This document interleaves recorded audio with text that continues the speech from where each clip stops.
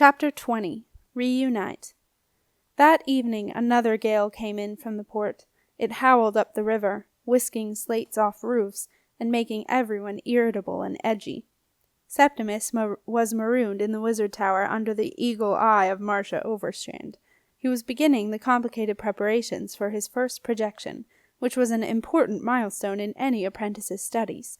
A first projection traditionally involved the apprentice choosing a small domestic item and then trying to project a realistic image of this object inside the communal areas of the tower, in the hope that it was believable enough to pass for the real thing. All projections were mirror images of the original, but providing the apprentice was careful not to choose something with lettering on it, this did not usually matter. Sometimes a seemingly innocuous broom would be propped up in a dark corner. A small ornament would sit high up on an inaccessible window ledge, or a new cloak would hang in the closet. Throughout the time of the first projection, an air of excitement would pervade the tower as the wizards, busy pretending they were doing something entirely different, went around prodding all manner of suspicious objects, and taking bets on what exactly the apprentice would project. With Septimus shut away in the projection room, Marcia made a start on removing the traces of Spitfire from the yard, or rather, she got Catchpole to do it for her. However, by that evening Catchpole had locked himself in the old spells cupboard and would not come out. Exasperated, Marcia sent a message to Hildegard, the sub-wizard on door duty at the palace, to come to the wizard tower straight away. Hildegard arrived windswept and out of breath, having run all along Wizard Way, thrilled that at last she had received the summons to the wizard tower that she had long wished for. But instead of being offered a post as an ordinary wizard, Hildegard was given a large broom and an even larger bucket. Hildegard, determined as ever, rolled up her sleeves and got to work, telling herself sternly that any job at the wizard tower brought her one step nearer to her dream. The next morning Hildegard was Terry Tarsel's first customer. She bought a sturdy pair of waterproof boots. With the eagle-eyed Hildegard gone from the palace, Marin began to get cocky. He no longer crept along the corridors, but walked with swagger. Twice he nearly bumped into Jenna coming unexpectedly around a corner. The second time he was tempted to walk past her and see if she noticed, but at the last moment he thought better of it and hid behind a curtain. Jenna may well not have noticed Marin even if he had walked past her. She was too preoccupied thinking about Nico and the map. Unable to keep away from the manuscriptorium, she stopped by to see Beetle at least twice a day. Beetle had mixed feelings about this. He loved to see her, but every time the door went ping, or rather, ping, in the particular way he was convinced it did only when pushed by Jenna, he braced himself to tell her that there was no news from Ephaniah Grebe. But on the third day that Jenna came by, Beetle did have news, and it was not good. It was late in the afternoon, and the dark clouds made it feel even later. Beetle had just lit a candle and placed it on his desk. He was getting ready to do the last round of the day, the locking up round, when ping! The door flew open, and Jenna was blown in. She pushed the door closed, pulled her windswept hair from out of her eyes, jammed her gold circlet securely down on her head, and with an anxious look said, "Any news?" Beetle had been dreading this moment. "Well, yes, but, not good news, I'm afraid. This note was on my desk this morning." He handed the large piece of white paper to Jenna. On it was written, Ancient paper fragments. Vital piece missing. Please advise. "I suppose it's not surprising," said Beetle with a sigh. "But we searched everywhere," Jenna protested, "and I looked again when I went back, and the next day just to make sure. There can't be—" Her voice trailed off. Now that she thought about it, she knew it would be a miracle if there wasn't a piece missing. "I went to ask Sep what to do, but they wouldn't let me see him," said Beetle. "Wouldn't even take a message. Said he was not to be disturbed. Marcia's as good as got him prisoner up there. I'm sure he could find the missing piece. There must be some kind of spell or something." "We could ask Ephaniah," said Jenna. "He might know of a spell. Maybe we could get an ordinary wizard to do it for us." It seemed like a long shot to Beetle, but he couldn't think of anything else to suggest. "Okay," he said. The manuscriptorium was empty. All the scribes had gone home, allowed to leave early before the wind became stronger at nightfall.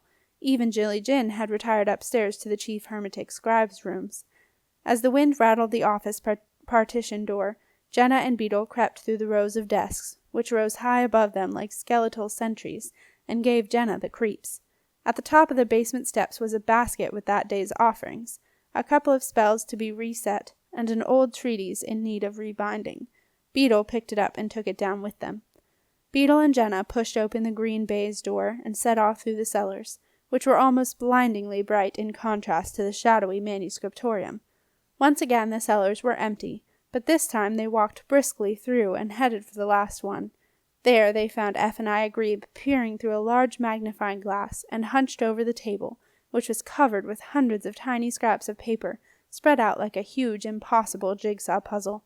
"I brought your basket," said Beetle, setting it down on the floor. Ephaniah started and turned to greet them. Both Beetle and Jenna braced themselves for the sight of the rat face, but this time Ephaniah was swaddled in his wraps, and all they saw were his green eyes, hugely magnified behind their bottle-glass spectacles. The conservation scribe made a low squeaking noise and beckoned them over. He handed them a piece of paper.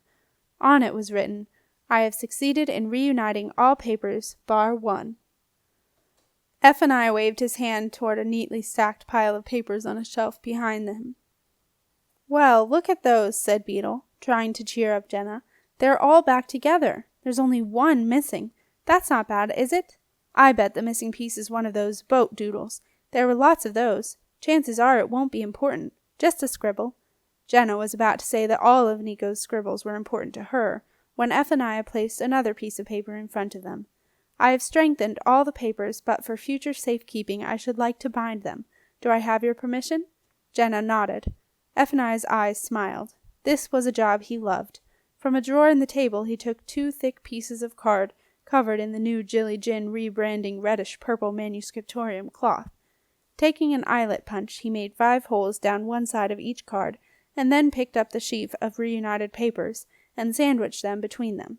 Now Ephaniah took a long length of blue ribbon, and deftly laced the covers together, so that Nico's notes and jottings were now safely bound between the thick red card. Next, the conservation scribe tied the corners together with yet more ribbon. Then, with a final flourish, he produced a large stamp, and thumped it down onto the cloth. When he lifted the stamp, the words, "Conserved, checked and guaranteed by Ephaniah Grebe," were imprinted in gold on the red. With his white wraps wrinkling, as though underneath them his rat whiskers were twitching with a smile, the conservation scribe proudly handed the beautifully bound papers to Jenna. "Oh, thank you," she breathed. Now at last she had Nico's papers back in her hands. Jenna felt a huge sense of relief. Everything was going to be all right. She would go to see Sep, they would look at the map together and figure out how to get to the House of Forex, and then they would go and get Nico back.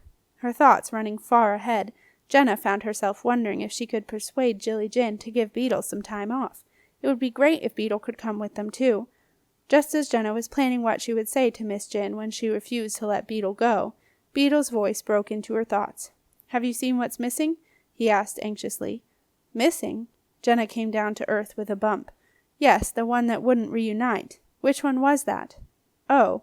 Jenna opened Ephaniah's beautifully bound book and began to leaf through the papers, which were now clean and strong, the writing clear and unsmudged with no signs of any joins.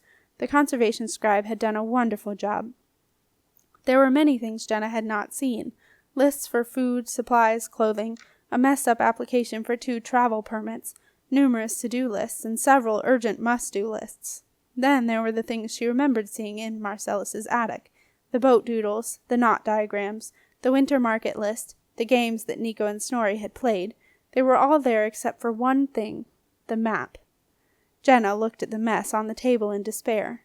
Tears pricked the back of her eyelids as she took in the fact that the key to finding Nico lay strewn in 1,000 pieces in front of them, with a memo beside it in Ephaniah's neat hand. Incomplete. Ephaniah had seen Jenna's expression was hastily scribbling. "All is not lost. Maybe a seek can be done for the missing piece. Ask EOW." "Who is EOW?" asked Jenna. Ephaniah picked up his pen again, but Beetle said, "Extraordinary Wizard. It's the shorthand we use here, like CHS is Chief Hermetic Scribe, or GFOAIC, that's me. But nobody uses it because it's shorter to say Beetle." "GFOAIC?" asked Jenna. "General Front Office and Inspection Clerk."